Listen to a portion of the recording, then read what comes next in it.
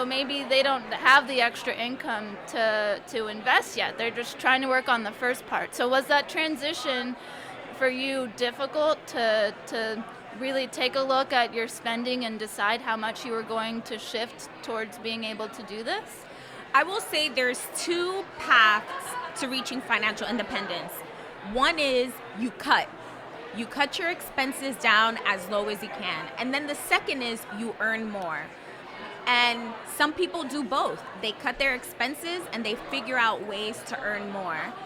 And so what I first did was had to evaluate. A lot of people have a negative connotation when they think of what budgeting is. Mm-hmm. Oh, you're going to deprive me. I'm Right. going to be living on rice and beans for a year. I mean, I love rice and beans, but You know, we're Latinas. We like rice and beans. let's not get crazy. Yeah.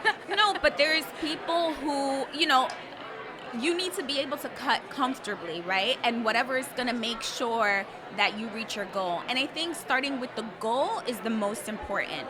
So for some people at this journey, at this point, getting rid of the debt is the number one goal. So think about that. That's the goal. We have credit card debt, student loans, a car note. Whatever your debt is, that is your goal, is to reduce that goal. Right. And so what I did was that we did have student loan debt and we had car notes. And I said, how can we cut our costs? How can we cut our expenses so that we can get rid of this? Right. And what I figured out for us was that we were doing sort of the bare minimum. Like, we invested some money into our 401ks, right? Mm-hmm. We contributed into our 401ks. And we put some money into our savings account when we felt like it, but we were sort of coasting. And what I realized was that we were spending a lot of money on eating out. Yeah. We were spending a lot of money on entertainment. So instead of waiting for Redbox, we were going to the movies. And now movie theaters are $15, $20 in New York City. They're crazy, yeah. It's really expensive. So we just looked at where were we spending our money.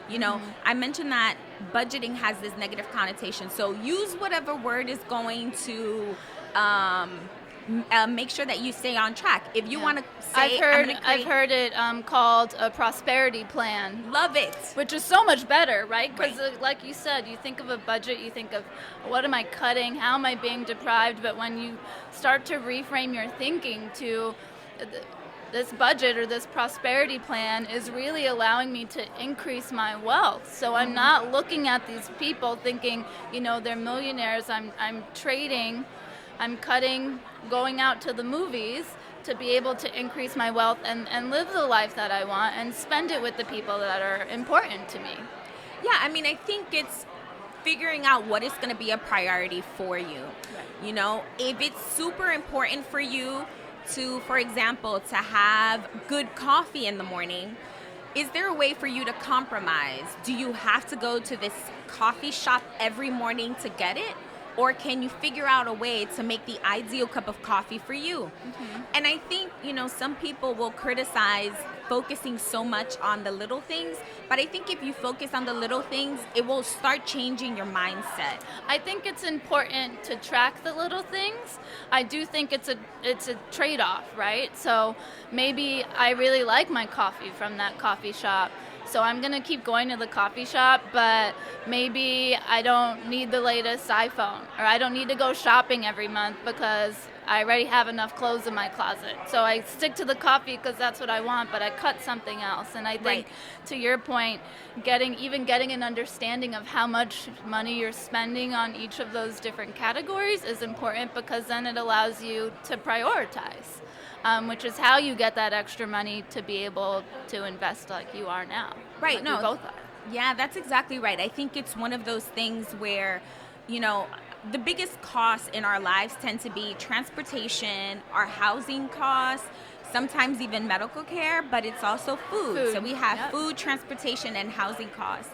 And I think, if we can figure out ways to definitely slice through some of those bigger things, that is where we're going to get the biggest bang for our buck.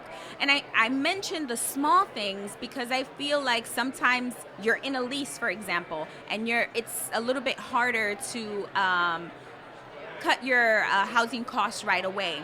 But if you start with the little things, just with the mindset of prioritizing what is most important to you and putting your value where your money is, or putting your money where the value is. Exactly, exactly.